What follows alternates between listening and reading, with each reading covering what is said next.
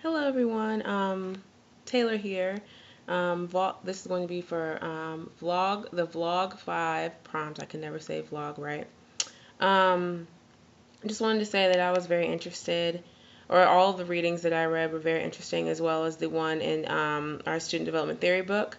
But I would like to say that the article that I found most interesting, it was kind of like an introduction, I guess, to the different sexual orientation theories and sexual orientation identity development.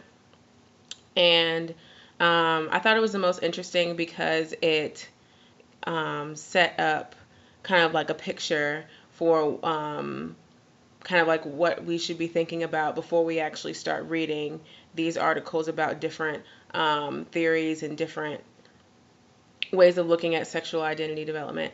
So, the article that I read was Identity Development and Sexual Orientation Toward a Model of Lesbian, Gay, and Bisexual Development by, I cannot pronounce his last name, D. Ageli. I'm not really sure. I'm just going to call him Degeli for right now.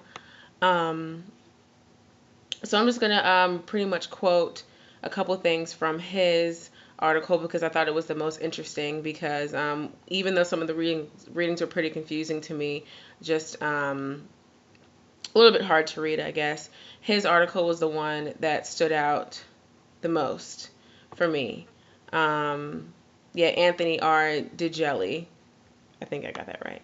So, one thing that I thought was really interesting from the article was that DeJelly states that self-acknowledgement and proclamation of existence is the first critical step in personal and social change. I thought this was really interesting because later in the article it mentions that lesbians and gay men are unique in their experience because their defining differences is that their sexual orientation is invisible. And I guess you could say I never really thought about this in relation to identity development because, we're talking about, um, racial identity development and critical race theory, as well as white identity development. And those are all of the things, I guess, that you can see physically. You can see that someone's black or someone is multiracial or someone is Asian or someone is white. So you can kind of, I guess, you would assume that this person might be going through this type of identity development. But with lesbian, gay, and bisexuality, you can't tell just from looking at someone whether they're gay, bisexual, or they're a lesbian. And DeJelly mentions that the members of this community really have to deal with their identity development in private, and I think that, to be honest, after I read that, it just made me feel, I guess, a little bit sad about that because no one wants to be able, no one wants to be able to deal, no one has, excuse me, no one wants to have to deal with trying to find out who they are or trying to find out where they fit within their friends, within their family, within the people that they go to school with, the people that they work with alone. And that really kind of started thinking about that. It's just like, wow, they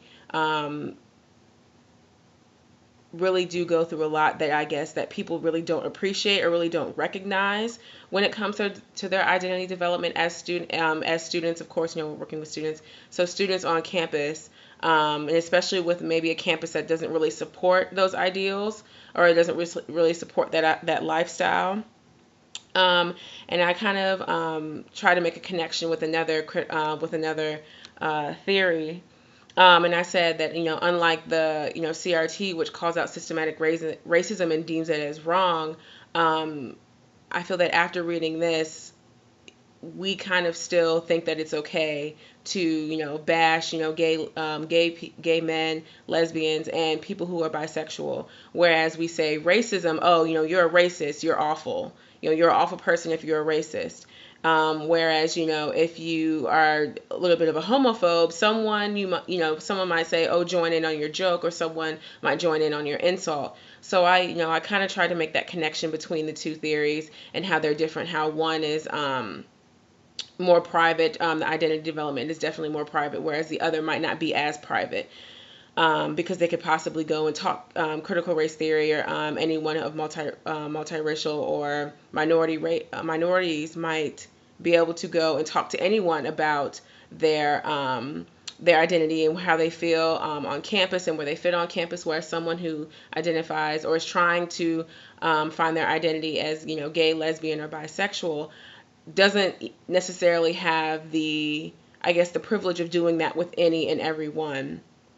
And as a sexual orientation development seems to recognize that society is okay with bashing homosexuality, and the people that live, that are homosexual or live that lifestyle don't always get that opportunity to be able to go and talk to every single person, or just be able to go talk to someone who's the head of a department, say a multicultural department on campus, about their, sexual identity. They kind of have to be careful about who they talk to, or I would assume, I'm not really sure, but just from the reading, it seems that they have, it's a very private process that they have to go to. So just a couple quotes that I thought were pretty interesting. On page 315, it says, not only is lesbian and gay identity development intensely private, but it is also conditioned by fear and shame. And I picked out this quote because I definitely agreed with it. We, every single day, we're always bringing to the limelight an athlete that has come out as gay, and is that going to affect someone in the locker room, especially male athletes? Oh, is that going to be a problem in the locker room? Women who are identify as lesbian definitely are either over sexualized, or they are kind of put to the wayside and say, oh, well, you're, excuse me for terminology, but you're butch, or you're not, oh, I always thought you were, you were a lesbian, or things like that. So it always seems that the fear and the shame is definitely it's very, very intense within our society, and people let it slide. As I mentioned before, racism, it's really not, you can't really let that slide. People just don't just out and say, racial slurs like they used to. And I feel that maybe as we get we really start to think about how our society treats people who are lesbian, gay, and bisexual, then we'll start to get into those, those habits, or trying to change society, and, not allow people to, bash people because of their lifestyle that, they would like to live, or, coming out as being gay, lesbian, or bisexual. Maybe we'll get to that point where we won't have, we'll be able to be standing next to someone, and they'll be able to correct someone who says something about being homosexual. So I thought that quote was also very interesting. And then another one on page 314 was, lesbian, gay, and bisexual people are unique in that their defining difference or sexual orientation is invisible. Since they can literally hide their differences from others' gaze, the affirmation of existence is delayed. And just a quick, just trying to see how much time I have here. And just something quick about this. Djeli, hopefully I'm saying his name right, Djeli mentioned that affirmation is very, very important. And just how I mentioned before, self-acknowledgement and proclamation of existence is very important within this identity development process. And so since they can literally hide these things, or even, repress their feelings about their identity, their affirmation or their proclamation is definitely delayed. And since, the fear and, the shame that has started from birth within this society, within American society, definitely delays that process, especially that's from, what I got from the reading. And I think that, of course, I think that's awful, but I just thought that it was kind of interesting to think of it that way, that we do really, as a society, put so much fear and shame into being homosexual, because there's always debates on, is it a choice, or is it hereditary? Are we born that way? And so there's always these constant discussions that fuel that fear and fuel that shame that, I'm less than someone who is heterosexual. And of course, seeing it in the media all the time, always having heterosexual couples, and then, homosexual couples are only not seen in the media at all. So that, I guess that kind of that reinforcement of how, Americans feel about homosexuality is definitely something that delays the process of self-acknowledgement and proclamation of existence. And then just a question that I have for you all.